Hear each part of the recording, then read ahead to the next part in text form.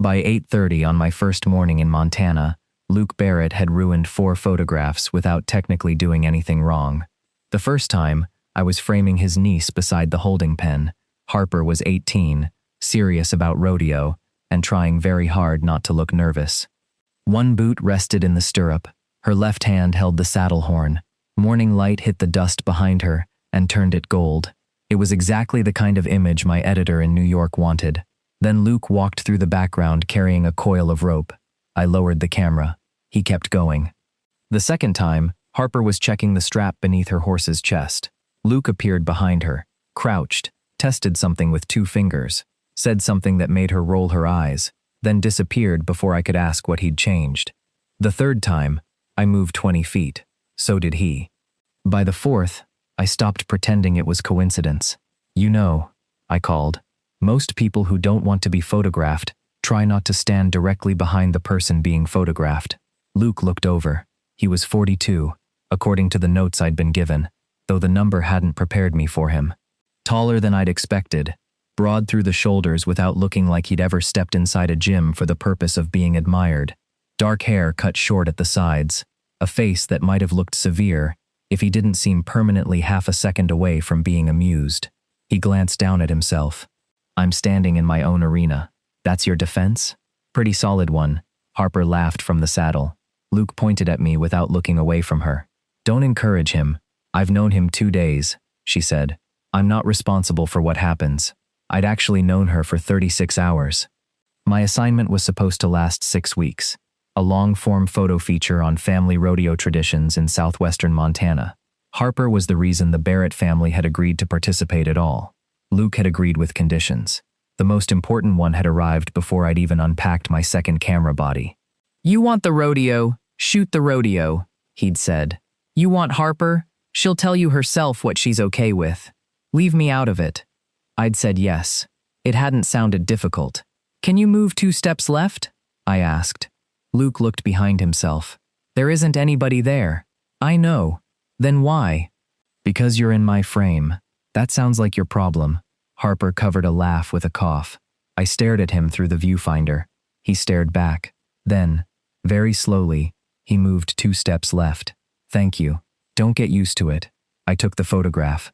Harper was sharp in the foreground. Horse, saddle, dust, concentration. Luke was still visible at the edge. I kept it anyway. An hour later, a 17-year-old rider named Cody hit the ground hard enough that half the people near the practice pen turned toward the sound. I'd been following another horse through the lens when it happened. By the time I swung around, Cody was already sitting up. Someone outside the fence yelled, "Shake it off." Cody stood. His face had gone pale beneath the dust. His horse had moved away and was being caught by another rider. Cody took 2 steps toward it. Luke came through the gate. Sit down. Cody frowned. I'm good. Congratulations. Sit down. It was nothing. You don't know that yet. Cody glanced around, suddenly aware of everyone watching him. I raised my camera. The image was there, a boy trying to prove something, the former bull rider standing in front of him. Dust, sweat, pride. If I'd come west to photograph the rodeo people in New York expected, it was almost too perfect. Luke put one hand against Cody's shoulder, not pushing, just stopping him. You dizzy? No. Headache? No. Nauseous? Cody hesitated. Luke caught it. You're done. Luke, you can be mad at me tomorrow. I can ride. Probably. Then let me. Luke's voice stayed level. No. Cody's jaw tightened. I've ridden worse. I know. You did too. Something changed in Luke's expression. Not much. Enough. Yeah, he said. I did. Cody waited for the lesson that usually followed stories like that. Luke only nodded toward the bench. That's not a recommendation. Nobody laughed. Cody finally sat. Luke crouched in front of him and said something quieter that I couldn't hear. I let the camera hang against my chest. Harper came up beside me. You didn't take it. The fall? She nodded. I got enough. She studied me for a second. Apparently the answer passed whatever test she was running. Uncle Luke used to get back on every time. I read that. You've been reading? Occupational hazard. She smiled. He hates that. Reading? People reading about him. That interested me. What exactly did I walk into? She gave me the same look Luke had been giving me for 2 days. You're the journalist, photographer. Same problem. Then she walked away. I watched Luke help Cody toward the medical trailer. I'd expected a recognizable kind of man. Not stupid. I wasn't that arrogant. But recognizable. Former bull rider. Family ranch. 42. Quiet around media. I'd assumed toughness would be one of the things Luke Barrett wanted preserved. Instead, the first real thing I'd learned about him was that he'd apparently spent enough years proving he could take damage that he'd lost patience with anyone else doing it. Luke looked back across the arena. For a second, his eyes landed on the camera against my chest, then on me. I couldn't tell whether Harper had already told him I hadn't photographed the fall. I also couldn't tell why I cared whether he knew. That afternoon, Harper sat beside me under an awning while I reviewed the morning's photographs. Do I get veto power? You get input. That sounds suspiciously different. It is suspiciously different. I didn't show her everything. Nobody needed 37 near-identical images of themselves blinking. She liked the quieter photographs more than the action shots. She stopped on one I'd almost skipped. She was standing beside her horse before practice, both hands against the saddle, eyes lowered. Nothing dramatic. I like that one. Why? She shrugged. I look like I know what I'm doing. You do know what you're doing. Yeah, but most pictures make it look like I'm trying to prove it. I looked at her. That happen a lot? I'm 18. I'm a woman. My uncle's Luke Barrett. That sounds exhausting. It is incredibly boring. A shadow crossed the laptop. Luke stood behind us. You two criticizing me? Harper didn't turn. We weren't, but we can. He leaned one hand against the back of her chair. Don't let me interrupt. You already did, I said. He looked at the screen. I clicked through a few images, then the quiet one. Luke leaned closer. Not enough to touch me. Enough that I noticed. He smelled like sun, dust, leather, and something clean underneath that I decided not to investigate. That one, he said. Harper looked up. That's the one I picked. Good. I glanced at Luke. Why? Harper groaned. He does this. Does what? Makes people explain answers he already agrees with. Luke ignored her. I waited. Finally, he pointed toward the screen. She's looking at the horse, not the crowd. And? The horse is looking at her. I hadn't noticed. The animal's head had turned slightly, one eye visible. Luke straightened. Looks like they're doing it together. For a man who claimed to dislike photographs, he understood one quickly. You always look that hard. His gaze shifted from the screen to me. At horses. That wasn't a horse question. No. Harper stood. I need to find my jacket. You don't own a jacket, Luke said. I'll find somebody else's. She left before either of us could stop her. Luke watched her go. That wasn't subtle. No. She gets it from you? Absolutely not. I laughed. He looked back at the screen. I clicked forward by accident. Harper was in focus near the fence. Luke stood behind her, not looking at the camera, looking at me. I froze for half a second. He noticed. Delete that one. You're barely in it. I'm still in it. Technically, your background. That's how it starts. I smiled. He didn't. Not immediately. Then one corner of his mouth moved. I put my finger near the delete key. Luke said, "Wait." I stopped. He leaned in again. "What?" "Nothing. You're staring at it." "I'm thinking. Dangerous. There you go." New York finally showed up. I've been extremely polite. You told me I was ruining your composition before breakfast. You were. Luke looked at the photograph again. "Keep it." "You sure?" "It's Harper's picture. You're in it." I noticed. For some reason, that felt different from permission. He pushed away from the chair. "I've got work." Apparently in front of my lens. "Learn to shoot around me, Carter." I watched him walk away. Then I enlarged the image once. Only once. At least that was what I told myself. By the end of my first week, I'd learned that Luke had two personalities. One belonged to cameras. That Luke became economical, controlled. Every answer shortened the second I raised a lens. The other Luke appeared Friday night at a youth rodeo fundraiser behind the county fairgrounds, and nearly convinced me I'd spent the week photographing the wrong man. I heard him before I saw him. Someone near the food tables shouted something about a saddle going missing in 2009. Luke shouted back, "You lost it because you were drunk." I was 17. That doesn't improve the story. Half the table erupted. I stopped walking. Harper noticed. You look confused. Your uncle knows how to speak above conversational volume. He knows how to speak above most available volumes. I feel misled. You've been pointing a camera at him. That changes his vocal cords? It changes everything. The fundraiser was useful for the assignment. That was what I told myself. I needed names, family connections, context, the things that kept a photo essay from becoming 30 attractive pictures of dust and hats. Then Luke saw me across the crowd. His expression changed. Not guarded, focused. He finished the story he was telling and came over. No camera? I held up both hands. See? House trained. You brought one. I tapped the bag at my hip. Occupational anxiety. You always carry it? Usually. Even when you're not working? I'm working. Are you? It was annoyingly difficult to answer. You invited half the county. I didn't invite anybody. Harper said I should come. Harper invites everybody. Good to know I'm special. Luke's mouth moved. There it is again. What? New York. You blame an entire city every time I say something you don't like. Efficient. A woman called his name. Her son was trying to carry 4 drinks at once. Luke rescued 2, delivered them to another table, then got intercepted by an older man who wanted his opinion about livestock. For the next 20 minutes, I watched him move through the crowd. Not because I was photographing. I wasn't. That was the problem. Luke remembered people's children. He knew whose mother had surgery. He teased a retired stock contractor about his hearing aid, and then repeated himself louder, without making the man ask. He carried a chair to an older woman, waiting by the food line. Nobody thanked him like he'd done anything special. Nobody seemed surprised. This was simply Luke inside a life he'd had before I arrived. I'd spent a week turning him into a question because cameras made him strange. Without one between us, he wasn't strange at all. He was easy. That realization irritated me more than it should have.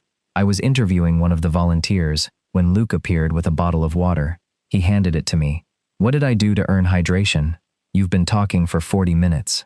Watching me? Hard not to. You use your whole body. The volunteer laughed. I looked at Luke. What does that mean? You lean toward people every time they say something interesting. I do not. The volunteer nodded. Definitely. This interview is over. She walked away laughing. Luke opened his own water. You've been studying me, I said. No. That was very specific. I notice things. So do I. Professionally. Usually, our eyes held half a beat too long. Luke looked away first. A small victory that did absolutely nothing useful for me. Later, when I finally took out the camera, I saw his shoulders tighten almost immediately. There it was, the other version. I took several wide shots of the fundraiser. When I lowered the camera, he relaxed. I went over. Question. That usually costs me something. Why do you hate being photographed? He looked toward the tables. I don't. You're incredibly convincing. I hate photographers. Much better. Present company unresolved. I appreciate the distinction. He drank some water. I waited. People like easy pictures, he said. People like good pictures. Same problem sometimes. Before I could ask what he meant, Harper appeared between us, holding 2 pieces of pie. She handed one to Luke and one to me. Saving you. From what? I asked. She looked at him, his personality. Then she left. Luke watched her go. She thinks she's funny. She is. I wouldn't encourage that. I've already been warned. He smiled. And just like that, the conversation ended. Not shut down, deferred. That mattered. A few mornings later, I was photographing Harper during training when Luke became difficult on purpose. At least, I thought he did. He stood near the fence while she reset for another run. I shifted right. Luke stayed where he was. I shifted farther. Still there. Finally, I lowered the camera. You're blocking her. She's 40 feet away. Yes. So, I want this angle. You have several. I want this one. Luke folded his arms. Thought you were supposed to work around the subject. You're not the subject. He raised an eyebrow. You keep saying that. Harper called from horseback. Can you two flirt after I finish? I nearly dropped the camera. Luke didn't even blink. She's 18. Her judgment is developing. My judgment is excellent. Your horse disagrees. She muttered something and rode back toward the marker. I looked at Luke. You could move. I could. He didn't. That changed something. I raised the camera. Harper came through the frame. horse moving hard, dust rising behind them. Luke stood near the fence in profile. I took the shot, then another, then one after Harper had already passed, when Luke turned toward me. His eyes met the lens. He didn't look away. I lowered the camera slowly. Luke walked over. Let me see. I stared at him.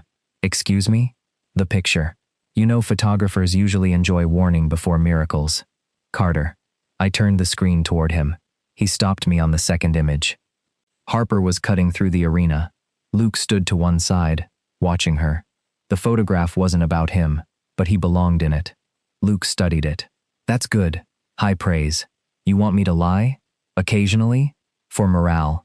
You make it look quieter than it is. What? The arena. He pointed at the screen. You can't hear everybody yelling. That's generally how photographs work. Luke gave me a flat look. I walked into that. You really did. He handed the camera back. Keep it. I was planning to. I meant with me in it. That landed differently. He seemed to realize it too. Don't make a thing out of it. I wasn't. You were about to. I was breathing. Very expressive breathing. He walked away. Harper rode past and called. Subtle. Focus on your horse. I am. Then how do you know what I'm doing? Because Uncle Luke's walking into a fence. He wasn't. But he was smiling. That night, Harper and several friends left the diner just as I arrived. She pointed toward Luke sitting alone in a booth. Your problem. Then she disappeared. Luke looked up as I approached. I assume I'm the problem. Apparently. You staying? I should have said I needed to edit. I did need to edit. Instead, I slid into the booth. Only until my professional standards recover. They looked dead this morning. I've worked under difficult conditions. Luke picked up his fork. We ate. For several minutes, neither of us asked anything useful. It was nice. Then Luke said, Where are you after this? New York. You know what I mean. I did. Maybe Seattle for a week. Maybe Atlanta. Nothing confirmed. You always move this much? Comes with the work. You like it? Most days. Luke waited. He was good at that. Silence became a follow-up question around him. I like knowing something ends, I said. The sentence surprised me enough that I laughed. That sounded worse out loud. Luke didn't rescue me. I appreciated him for that and resented him slightly. Assignments have boundaries, I said. You show up, pay attention, do the work, leave before anybody asks where you're spending Christmas. That happen often? People asking about Christmas? People wanting you around after the job? I looked at him. Not quite flirtation. Too specific to be nothing. Sometimes. And? Usually there's another job. Luke nodded. What about you? What about me? You traveled. Rodeo circuit. You came back. I wanted to. No tragedy. No wounded cowboy mythology. Just a choice. That's it? I liked leaving. Then I liked coming home more. That ruins a very good narrative. Sorry. My editor will be devastated. Your editor doesn't know me. Something in his voice changed. I stopped smiling. No, I said. She doesn't. Luke looked at me. 4 weeks left? I knew exactly what he meant. Little more. He nodded. The waitress came with the check. The moment disappeared. Outside, Luke headed toward his truck, while I stood beside my rental car. See you tomorrow, Carter. Probably in my frame. Learn to work around me. He drove off. Back in my motel room, I transferred the day's photographs. Harper, arena, horses, hands tightening straps, dust hanging in sunlight. Then I reached the photograph Luke had deliberately stayed in. I stopped, opened it full screen, and realized it was the first image I'd wanted to see. By the middle of the second week, Luke had stopped pretending he wasn't watching me. He hadn't admitted it. He just started knowing things he shouldn't have known, like the fact that I changed lenses before I changed my mind, or that I went completely quiet when I was deciding whether a photograph was honest or merely impressive, or that I bit the inside of my cheek before difficult shots. You're doing it again. I lowered the camera. Doing what? Luke sat on the top rail of the fence, one boot hooked beneath him. That is not an answer. The thing with your mouth. I stared at him. He tapped his own cheek. You bite right here. My tongue immediately found the spot. His mouth twitched. I do not. You just checked. I was checking because you planted the idea. Sure. Harper was working a younger horse across the pasture. Nobody stood close enough to save me from this conversation. How long have you been watching my mouth? Luke looked offended. That what you got from that? It feels like the most relevant part. You're very pleased with yourself. I'm in an unfamiliar environment. I take victories where I can. Luke jumped down from the fence and walked toward me. He stopped beside the camera. What are you shooting? Harper. You haven't pointed it at her in 30 seconds. I was distracted. Bye? I looked at him. You. His eyes flicked up. A clean opening. I could have turned it into a joke. Usually I would have. Instead, I let it sit. Luke took the camera gently from my hands. Do you know how to use one? No. Excellent start. I know where the button is. That puts you ahead of half the clients I've worked with. He raised it. Don't touch anything else. Control issues? Equipment preservation. Luke looked through the viewfinder, then stopped. I realized too late that he wasn't looking toward Harper. He was looking at me. Suddenly, I was aware of everything. Dust on my jeans, camera strap mark across my neck, my hands with nowhere to go. It was absurd how exposed I felt. Now who's the problem? Luke asked. Give me my camera. You're nervous. I am holding several $1,000s in your hands. That's not why. Barrett. He lowered the camera. He wasn't smiling. That was the part that got me. You don't like being looked at. I reached for it. Luke gave it back. I spend my life being looked at. No. You spend your life looking. I slung the strap over my shoulder. Congratulations. You found a distinction. Thought photographers liked those. I looked toward Harper. Luke had managed to make me uncomfortable inside my own profession. I liked him more for it. 3 nights later, the arena was almost empty when we finally stopped pretending. Harper had left with friends after practice. The last trailer lights disappeared down the road 10 minutes earlier. I had no reason to still be there. That was probably why I stayed. My camera rested on the fence rail. Luke checked a gate latch that had already been checked twice. You know that's closed, I said. Now I'm really sure. You always this thorough? Only when some New Yorker is standing around judging infrastructure. I haven't said anything. You have a face. Everybody has a face. Yours comments. I laughed. Luke turned. I didn't raise the camera. For once, I didn't even think about it. He noticed. Of course he did. His eyes moved briefly toward the fence rail, then back to me. You working? No. The air changed. No dramatic wind. No conveniently restless horse. Just the fact that he'd asked, and I'd answered honestly. Luke stepped closer. I stayed where I was. He looked at me long enough that I became painfully aware of my breathing. For somebody who doesn't like being photographed, I said, you're remarkably comfortable staring. That bother you? No. Good. I crossed the rest of the space. His hand found my side. I kissed him. He kissed me back immediately. No surprise, no hesitation, which told me I'd probably been the last person involved to admit what was happening. Luke's mouth was warm. His other hand settled at my waist. Every intelligent thought I'd ever had became unavailable for several seconds. When we pulled apart, we stayed close. I laughed. Luke narrowed his eyes. That bad? No. Then why are you laughing? I get stupid when I'm nervous. You? I know. Devastating.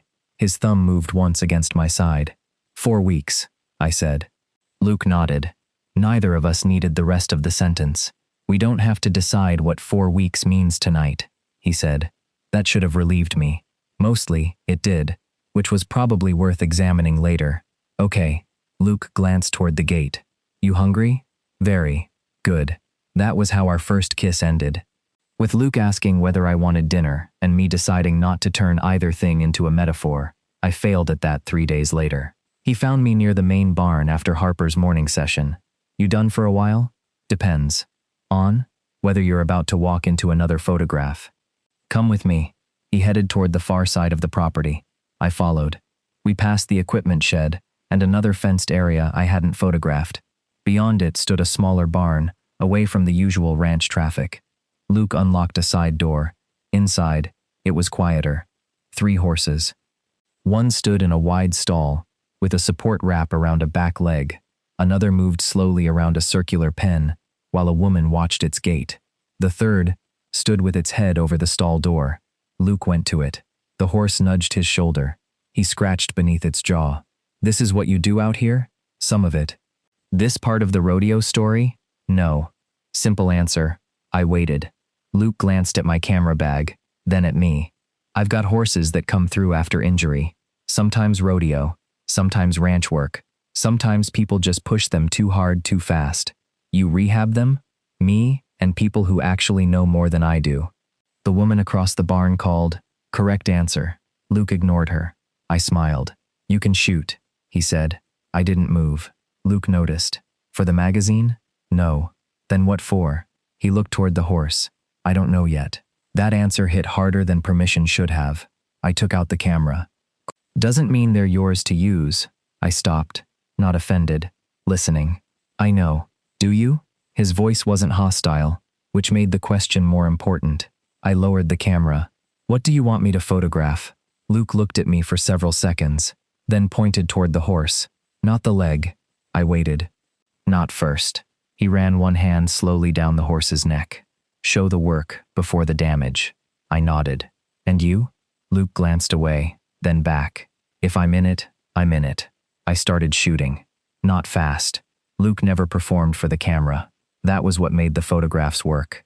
He adjusted pressure, waited, backed off, tried again. His entire body changed around injured animals. Less guarded, more patient, nothing to prove. At one point, he leaned one shoulder against a stall door, while the horse rested its head near him. I raised the camera. Luke saw me. He stayed. One frame, then another. The second was better. I knew it before I checked. Luke must have seen something in my face. Good? Yeah, show me. He came beside me. The photograph was quiet. Luke in profile, horse beside him. No arena, no crowd, no heroic posture. One hand rested loosely against the wood. The scar near his shoulder was barely visible at the edge of his shirt. It wasn't about injury. That was why it worked. Luke stared at the screen. Finally he asked, "That's what you see? What do you mean?" He shook his head. Nothing. No, you don't get to do that. A small smile. Photographer suddenly hates ambiguity. I hate badly delivered ambiguity. Luke looked back at the image. Keep shooting. I did. For another hour. That night, back at the motel, I had nearly 600 new photographs. I reduced them to 90, then 30, then 12. Eventually I reached the portrait of Luke beside the horse. It was better than anything I'd taken since arriving. Maybe better than anything I'd taken in months. And instead of wondering where it could run, I heard Luke again. Doesn't mean they're yours to use. The photograph was extraordinary. For the first time in my career, that wasn't enough to tell me what I should do with it. By the fourth week, Luke and I had developed a routine neither of us called a routine. That was probably deliberate. I spent mornings working. Sometimes he was there. Sometimes he appeared halfway through and leaned against a fence as if he'd happened to choose exactly the place I'd been photographing for 20 minutes. We ate together. Or we didn't. Or I'd end up at the ranch after dark because Harper wanted to see an edit, and Luke would sit beside me at the kitchen table with one knee touching mine beneath it, as though that had somehow become normal. We kissed, frequently enough that I'd stopped treating everyone like an event. Not frequently enough that I stopped noticing. The dangerous part wasn't physical. It was how ordinary everything became. Luke knew which days I needed silence after shooting. I knew when he'd had a frustrating session with a younger writer because he started reorganizing equipment that was already organized. He learned not to ask whether an edit was finished because photographers answered that question the way priests answered questions about God. I learned he hated being interrupted while repairing tack, but would abandon almost anything if Harper called his name in the tone that meant she was trying not to panic. One afternoon, he passed behind me while I was photographing another family. His fingers brushed the back of my shirt. Barely. Nobody else would have noticed. I nearly missed the shot. That was becoming a problem too. Not the touching. The fact that Luke had entered the part of my attention I usually reserved for work. A few days later, we ate takeout on the tailgate of his truck, after scouting a practice area farther north. Luke stole one of my fries. I stared at him. You have your own. Yours looked better. They came from the same container. You picked the good side. This is theft. You'll recover. I don't think you understand New York. I've been there. I stopped. You have? Twice. And you never thought to mention this? You never asked. What did you think? Luke considered. Too many people. That isn't a review. That's a population statistic. Subway was useful. High praise. And food was good. Careful. You'll hurt yourself. Luke looked at me. I liked it. The joke disappeared.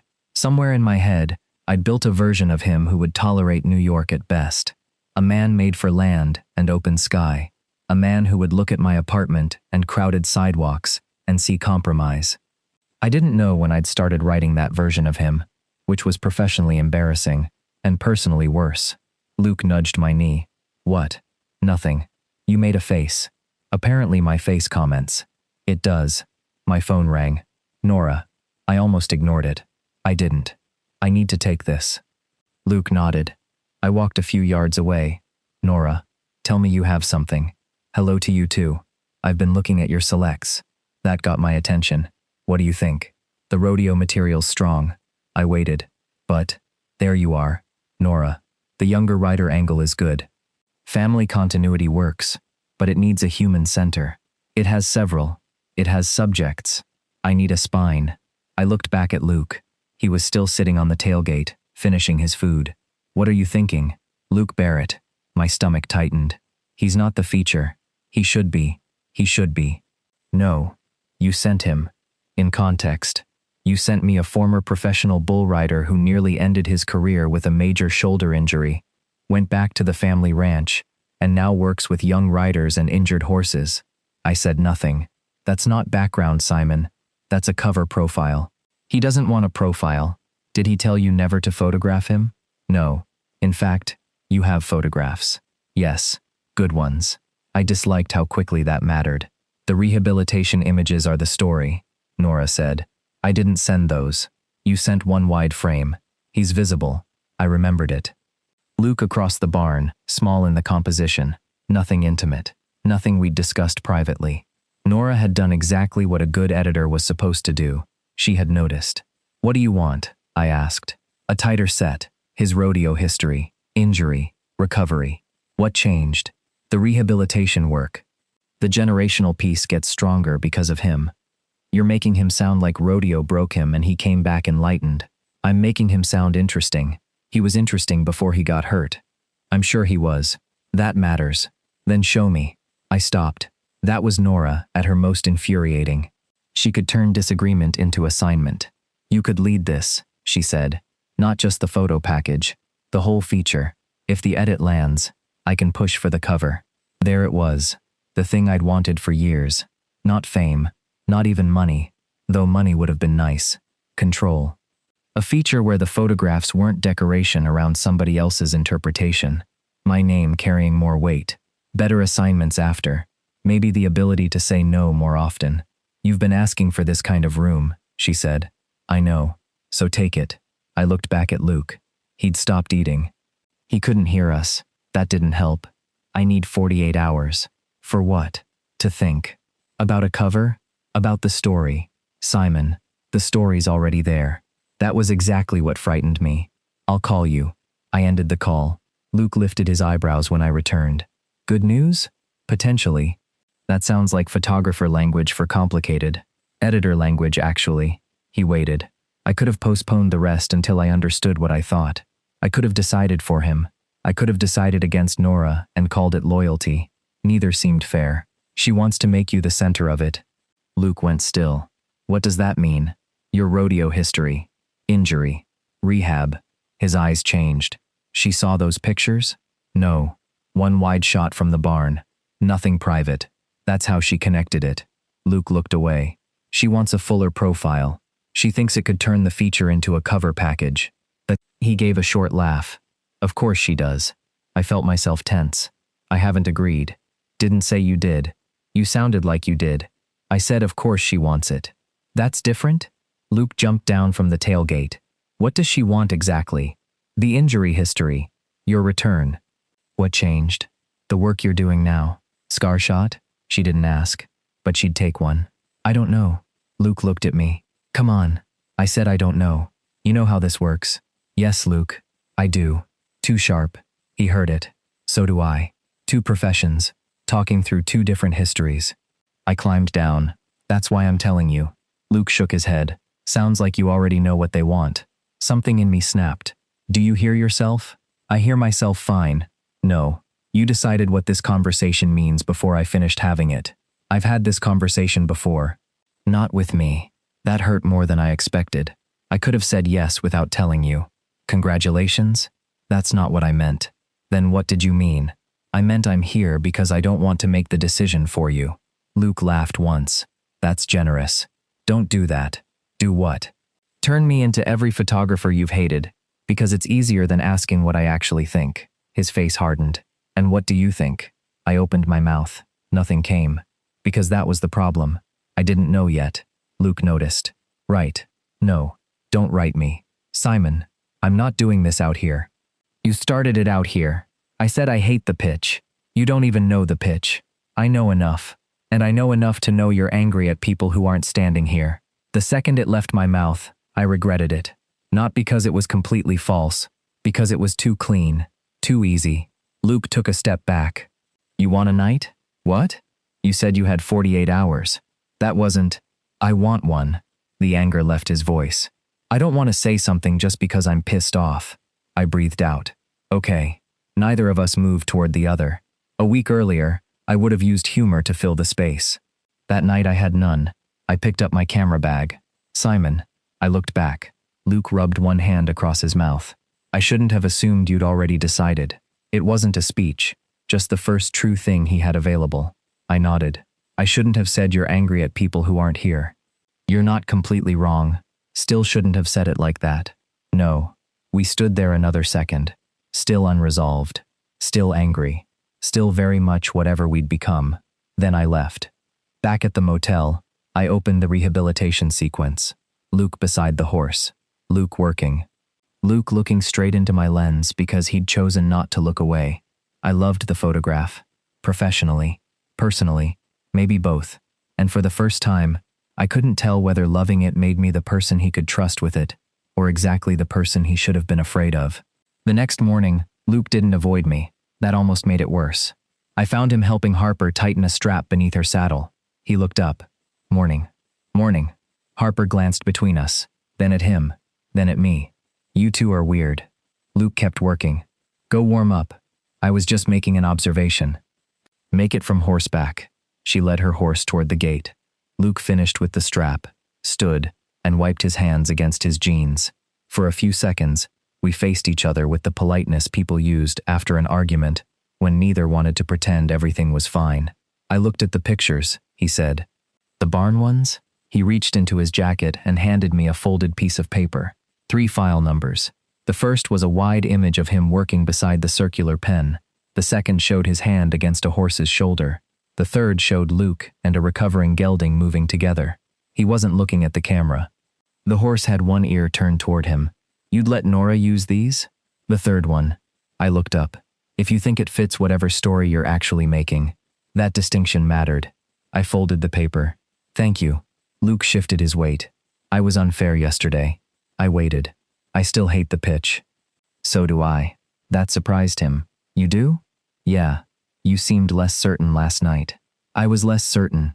Luke waited. Partly because I wanted you to tell me no. Why?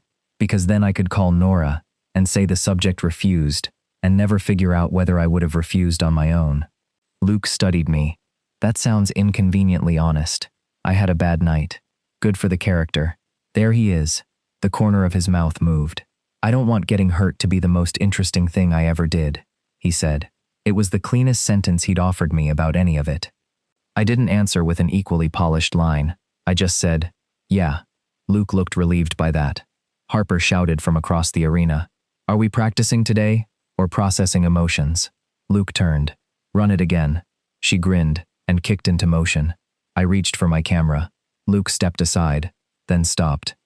You want me out of the frame? I raised the camera. No. He stayed. That afternoon, I spent 4 hours in my motel room, deleting my own assumptions. Not photographs. Those would have been easier. I started with the edit I'd been building for Nora. Rodeo families. Harper. Younger riders. Hands wrapping tack. Older men watching from fences. Women repairing equipment. Luke in the background. Luke not in the background. The obvious version of the story had been sitting there the whole time. A tradition disappearing. A former bull rider changed by injury. a younger generation learning to do it differently. It was clean. It was marketable. It was also wrong. Not factually. That was the uncomfortable part. Nora hadn't asked me to invent anything. Luke had been injured. He had changed the way he thought about risk. He did rehabilitate horses. Harper was part of a younger generation. Every piece was true. The lie was deciding one truth, explained all the others. I went back to the beginning. Harper checking her saddle. Luke stopping Cody from getting back on. A mother braiding her daughter's hair before competition. A retired rider showing a boy how to wrap his wrist correctly. An older horse standing quietly, while a teenager learned to lead without pulling.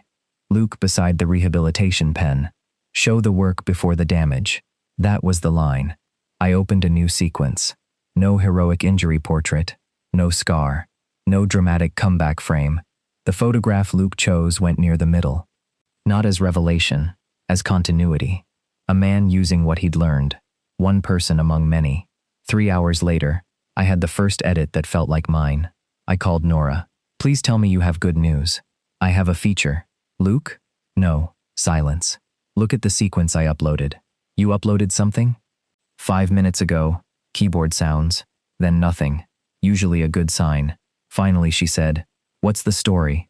Skill surviving because people are willing to change the parts that hurt them. That's not a cover line." I know. She kept clicking. Harper before practice. Cody watching from the bench. Luke and the horse. 2 generations at the same fence.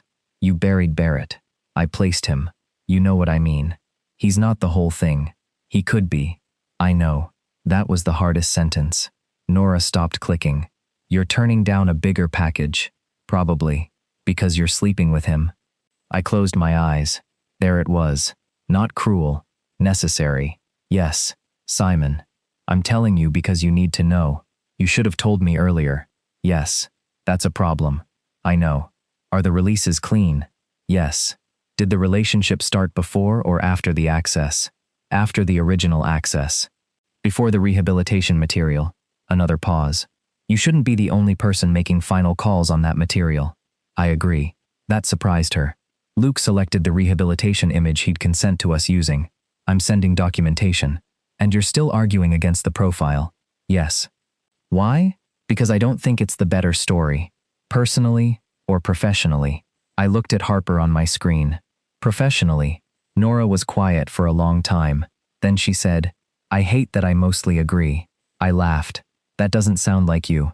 Don't get comfortable. What happens? I take the edit upstairs. We probably lose cover consideration. Okay.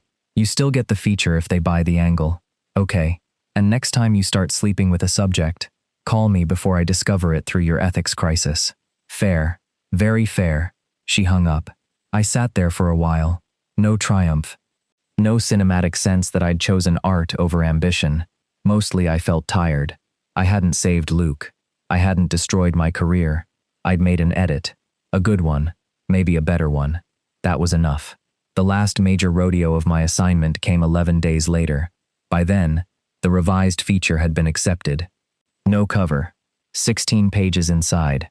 Strong placement. The kind of result I would have celebrated before I'd started imagining something larger. I did celebrate. Just not for long. Harper was writing. Luke had gone nearly silent. And I had 1 day left in Montana. She didn't win. I was glad she didn't need to. She made one clean run, then another. On her last, another competitor's horse got agitated near the gate. Harper slowed instead of forcing the opening, lost several seconds, and finished lower than she might have. Luke met her outside the arena. I raised my camera. She looked disappointed. He said something I couldn't hear. Harper shook her head. Luke said something else. Then she laughed. I took one photograph and lowered the camera. I wanted the rest without it. That evening, after trailers had begun leaving and the arena lights came on, Luke found me packing equipment. How'd she look? Good. Photographer answer. She's getting better. Luke nodded. She was mad about the gate. She made the right call. I know. I zipped the bag. The magazine accepted the new edit. Yeah? 16 pages. Cover? No. Concern crossed his face. Simon. Don't. He stopped. I didn't do it for you. That came out harsher than I intended. I softened it. You mattered. obviously. But I didn't reject the other version, because I needed to prove something to you. Luke nodded slowly. I didn't want the story.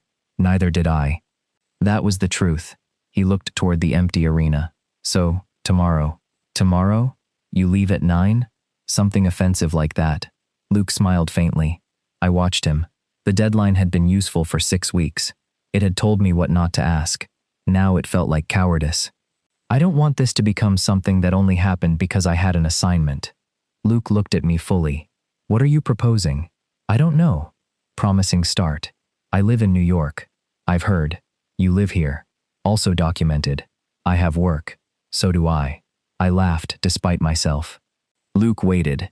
He wasn't going to rescue me from saying it badly. Good. I want you to come see my life. He didn't answer immediately. I forced myself not to fill the silence. October 17th, he said. I blinked. What? Weekend after the 17th. Harper's got nothing scheduled. Ranch is quieter. You're checking your calendar? I already checked. Something warm and terrifying moved through me. Luke shrugged, suddenly almost shy. You weren't the only one who knew 6 weeks was ending. October 17th. That's a yes? That's very much a yes. He stepped closer. I kissed him beneath the arena lights. Then again, because apparently neither of us had learned moderation. The next morning, I left Montana. I didn't look back dramatically through the rearview mirror. I had a flight to catch. Luke had work. Harper had training. Life continued with insulting efficiency. But for once, leaving didn't feel like the end of something. I knew exactly when Luke was coming into my life again. New York felt louder after Montana. Not objectively. Objectively, it had always been loud. Sirens, delivery trucks, people arguing into phones at 7 in the morning. A man downstairs who apparently believed closing a metal security gate required emotional commitment.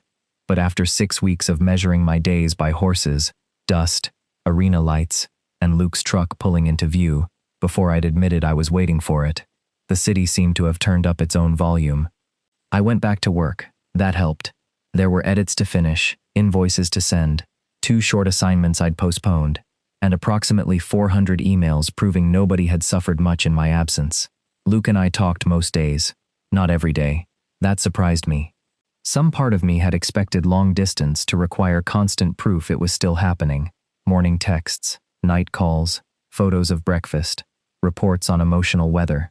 Instead, Tuesday disappeared because Luke had a horse transported in unexpectedly, and I spent 12 hours photographing a restaurant opening. Wednesday we talked for 11 minutes before my train went underground. Friday we stayed on the phone for nearly 2 hours, and somehow spent 20 of those discussing whether Harper had ruined one of Luke's jackets beyond repair. She didn't ruin it, he said. You sent me a picture. It still functions. It has a sleeve hanging off, partial sleeve. You live in a culture with very low clothing standards, coming from a man who owns 6 black shirts. They are different. They are black. One is charcoal. Luke laughed. I closed my eyes. That was the part I hadn't anticipated. Missing someone wasn't always dramatic. Sometimes it was hearing him laugh through a phone while standing barefoot in my kitchen, and suddenly remembering exactly how his face changed when he tried not to. We had awkward calls too. One night I was tired and distracted, and Luke asked 3 questions I answered with versions of fine. He stopped asking. 10 minutes later I accused him of being quiet. You've given me nothing to work with. That sounds like criticism. It is. I laughed. Then realized he wasn't joking. We talked about it. Badly at first. Better by the end. Nobody hung up. Nobody decided distance was impossible, because one Tuesday evening had been annoying. That felt more intimate than I expected. The magazine feature ran 3 weeks after I left Montana. 16 pages. No cover. Nora sent me a message at 6 in the morning. You were right. Don't enjoy that sentence. I enjoyed it immensely. The sequence looked better in print than it had on my screen. Harper opened the feature. Luke appeared several spreads later beside the recovering horse. No scar close-up. No injury timeline dominating the page. Just the photograph he'd chosen, and a short section about the way training culture had changed across generations. I mailed several copies to Montana. Harper texted first. I look great. Luke looks old. Perfect. Luke called that evening. She has no respect. She has excellent visual literacy. You encouraged this. I documented it. You're very irritating from 2,000 miles away, and yet October 17th remains on your calendar. A pause, then, yeah, mine too. The gallery idea started almost by accident. There were photographs from Montana I couldn't stop thinking about, that hadn't belonged in the magazine feature. Not just Luke. A pair of sisters repairing a gate after everybody else had left. A retired rider's hands, teaching a teenager how to wrap protective gear correctly. Harper standing alone beside the empty arena before sunrise. Luke at the edge of a frame, half turned toward me. And the rehabilitation photographs. I didn't want to publish them casually, so I didn't. I contacted everyone identifiable in the series, explained what I was considering, and got permission again where I needed it. Luke's answer came last, not because he hesitated, because he called instead of emailing. You want to hang that one? The one you approved for the magazine? No, the other one. I knew exactly which. The quiet portrait beside the stall. The photograph that had started the entire professional mess. I do. You can say no. I know. A pause. Then, use it. You sure? Yeah. I leaned back in my chair. What changed? Luke answered immediately. I know who's showing it. That shut me up. A small gallery in Brooklyn agreed to give me one wall as part of a group exhibition. It wasn't a career-defining show. There were no champagne fountains, no major critic pretending not to look important. It was one wall, 12 photographs, my name printed correctly. I was absurdly proud of it. Luke arrived the afternoon before the opening. I met him outside baggage claim and almost didn't recognize him for half a second. Not because he looked different, because seeing him there violated 6 weeks of visual logic. Luke belonged beside fences, barn doors, open sky. He did not belong beneath airport fluorescence next to an advertisement for luxury watches. Then he saw me, and suddenly he did. He walked straight over. You look tired. I stared at him. Hello to you too. You do. I worked late. Bad planning. You flew across the country to insult me? Longer than I expected. Then he kissed me. Right there beside a family arguing about a stroller. No performance. No one watching who mattered. His hand came around the back of my arm. Mine found his jacket. For a few seconds, New York got very quiet. When we separated, Luke looked around. So, this is your natural habitat. LaGuardia? Concrete. I regret inviting you. No, you don't. He was right. Showing him my life made me nervous in ways I'd never expected. My apartment suddenly looked too small. My neighborhood too crowded. My favorite diner too loud.